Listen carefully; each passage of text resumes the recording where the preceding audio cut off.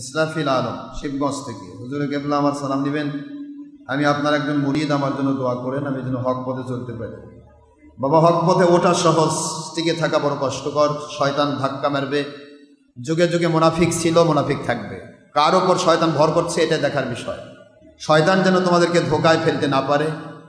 মনে রাখতে হবে, কোনো হক্কানি ওলিদের বিরুদ্ধে যদি কোনো ব্যক্তি কথা বলে, নবীজি পাক সাল্লাল্লাহু আলাইহি ওয়াসাল্লামের বিরুদ্ধে যদি কথা বলে, অথবা বাতিলের পক্ষ হয়ে কথা বলে, তাহলে বুঝতে হবে সে তার মুখে কথা বলছে না, তার উপর শয়তান ভর করেছে।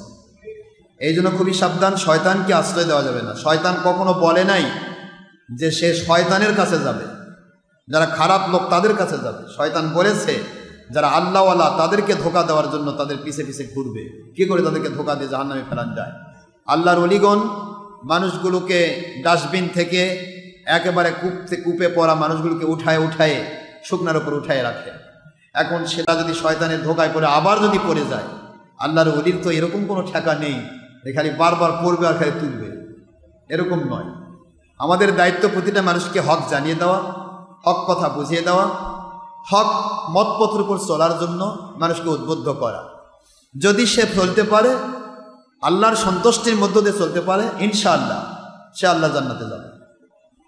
আর যদি সে ধোকা খায়, আবার নতুন করে ধোকার মধ্যে পড়ে বাতিল পথে চলে যায়, তাহলে সে আল্লাহর কাছে জাহান্নামে যাবে। এতে আমাদের কোনো যায় আসে না।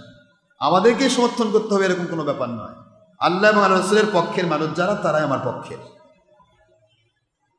সুতরাং যে কেউই যদি সত্যের উপর টিকে থাকতে চাও, তাহলে শয়তানি ধোকা থেকে নিজেকে হেফাজত করতে হবে। মনে রাখতে হবে শয়তানি ধোকা ওইটাই যে তোমার মুর্শিদ কিবলা ব্যাপারে যে কেউ উল্টাপাল্টা কয়, মুর্শিদ কিবলার ব্যাপারে উল্টাপাল্টা মন্তব্য আসে, নবীজির ব্যাপারে উল্টাপাল্টা মন্তব্য আসে, বা বাতিল ফেরকার পক্ষ হয়ে কথা বলতে মন চায়, তাহলেই বোঝা যাবে শয়তানের কাছে তুমি বিক্রি হয়ে গেছো। এখন বর্তমানে অসংখ্য মানুষকে কিন্তু মানুষ শয়তান কিনে নিচ্ছে। আমাদের অনেক মানুষ আছে যাদেরকে 10,000 টাকা 5,000 টাকাতে কিনা যাচ্ছে। এরকম লোক আমি পাচ্ছি যে 10,000 5,000 টাকার কাছে যে বিক্রি হয়, সে কি করে দাজ্জালের কাছে ঈমান রক্ষা করবে?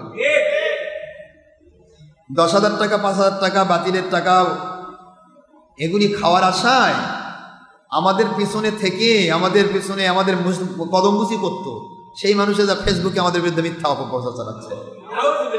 তাহলে যে ব্যক্তি 10,000 টাকার কাছেই বিক্রি হয়, সে ব্যক্তি কি করে তার ঈমান রক্ষা করবে? এটা কি করে সম্ভব? এই জন্য শয়তান কিন্তু মনে মনে ধোকা দেওয়ার জন্য বসে থাকবে। শয়তানি ধোকা থেকে নিজেকে সাবধান রাখতে হবে। এর উপর ভিত্তি করে আমাদের মুরিদদের পক্ষ থেকে অবশ্য 120 টাকার চ্যালেঞ্জ দেওয়া হয়েছে। এখন 120 টাকার চ্যালেঞ্জের মোকাবেলা করা কিয়ামত হয়ে যাবে, কোনো বাতিল ফেরকার পক্ষে সম্ভব হবে না। আমাদের কোনো মিথ্যা অপবাদ তারা সত্য মান করতে পারবে না।